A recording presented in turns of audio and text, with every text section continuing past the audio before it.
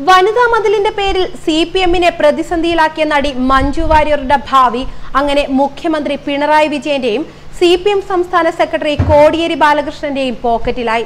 പാവപ്പെട്ടവരിൽ പാവപ്പെട്ടവരും നിർധനരും നിരക്ഷരമായ ആദിവാസികളെ നടി മഞ്ജു വാര്യർ പറ്റിച്ച പശ്ചാത്തലത്തിലാണ് സർക്കാരിന് മുന്നിൽ നടി സഹായത്തിനായി കേഴുന്നത്. പ്രമുഖ നടനെ കേസിൽ കുരുക്കിയെന്ന ആരോപണം നേരിടുന്ന മഞ്ജു വാര്യർക്ക് ലഭിച്ച പുതിയ കൊട്ടേഷൻ കുറച്ച് കടുപ്പമേറിയത് തന്നെയാണ്. സർക്കാർ അടിയന്തരമായി ഇടപെട്ടില്ലെങ്കിൽ മഞ്ജുവിന്റെ വീടിന് മുന്നിൽ സമരത്തിന് ഒരുങ്ങുകയാണ് ആദിവാസികൾ. അഭയക്കേസിലൂടെ ശ്രദ്ധേയനായ ജോമോൻ പുത്തൻപുരയ്ക്കലാണ് സമരം നയിക്കുന്നത്. അതിന് പിന്നിൽ ചില താല്പര്യങ്ങളുണ്ടെന്നാണ് ആക്ഷേപം. പനവരം കോളനിയിലെ ആദിവാസികളാണ് മഞ്ജുവിന്റെ വീടിന് മുന്നിൽ സമരത്തിനൊരുങ്ങുന്നത്. 2017 നടന്ന ഒരു സംഭവവുമായി ബന്ധപ്പെട്ടാണ് മഞ്ജുവിന്റെ വീട്ടിലേക്ക് സമരം എന്ന ഭീഷണി ഉയർന്നിരിക്കുന്നത്. ആദിവാസി കോളനിയിൽ വീട് നിർമ്മിച്ചു നൽകാൻ മഞ്ജു വാര്യർ ഫൗണ്ടേഷൻ തീരുമാനിച്ചു. ആദിവാസികൾക്കിടയിൽ നിലനിൽക്കുന്ന വിവിധ തരം പ്രശ്നങ്ങളെ കുറിച്ച് പഠിക്കാനാണ് ഫൗണ്ടേഷൻ ആദ്യം ആദിവാസി മേഖലയിൽ സർവേ നടത്തിയത്. സർവേയിൽ ആദിവാസി മേഖലയിലുള്ളവർ അനുഭവിക്കുന്ന ഏറ്റവും വലിയ പ്രശ്നം വീടില്ലാത്തതാണെന്ന് കണ്ടെത്തി. എങ്കിൽ ഫൗണ്ടേഷൻ തന്നെ വീട് നിർമ്മിച്ചു നൽകാമെന്ന് മഞ്ജു വാര്യർ സമ്മതിച്ചു. പറയുന്നത് സിനിമാ താരമായതുകൊണ്ട് പാവപ്പെട്ട ആദിവാസികൾ വിശ്വസിച്ചു. ആദിവാസികളെ ആകുമ്പോൾ പറ്റിക്കാൻ എളുപ്പമാണല്ലോ. എന്നാൽ ആദിവാസികൾക്ക് വീട് നിർമ്മിച്ചു നൽകാമെന്ന് താൻ ഒരിക്കലും വാഗ്ദാനം ചെയ്തിട്ടില്ലെന്ന് മഞ്ജു വാര്യർ പറഞ്ഞു. ആദിവാസികളുടെ വിഷമതകൾ പഠിക്കുക മാത്രമായിരുന്നു ലക്ഷ്യം. നിയമം അനുകൂലമല്ലാത്തതിനാൽ സഹായ പദ്ധതികൾ ഉപേക്ഷിച്ചെന്ന് പറഞ്ഞ് മഞ്ജു കൈമലർത്തി. സർക്കാരും തങ്ങളുടെ പദ്ധതിക്ക് തടസ്സം നിന്നുവെന്നാണ് മഞ്ജുവിന്റെ പരാതി.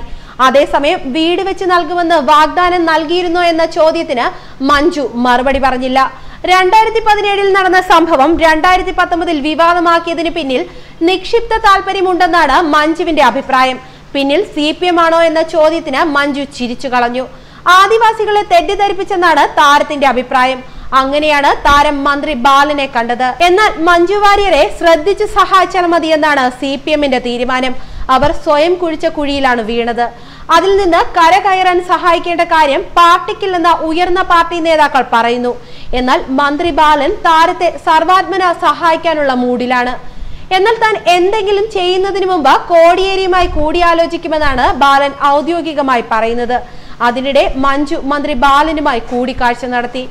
ആദിവാസി ക്ഷേമത്തിനുള്ള പദ്ധതികളിൽ സർക്കാരുമായി സഹകരിക്കാമെന്ന് മഞ്ജു മന്ത്രി AK ബാലനെ അറിയിച്ചു.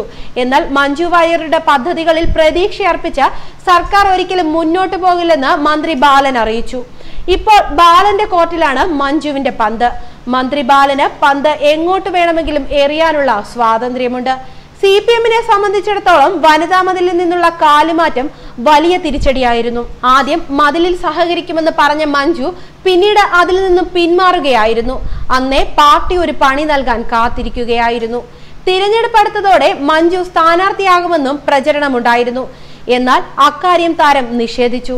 ആദ്യം വലതുമുന്നണിയിലും പിന്നീട് ഇടതുമുന്നണിയിലും താരത്തിന്റെ പേര് പറഞ്ഞു കേട്ടിരുന്നു. ഏതായാലും ഇടതുമുന്നണിയുമായി താരത്തിന് ഒരു ബന്ധവുമില്ല. ന്യൂസ് ഡെസ്ക് മലയാളി വാർത്ത.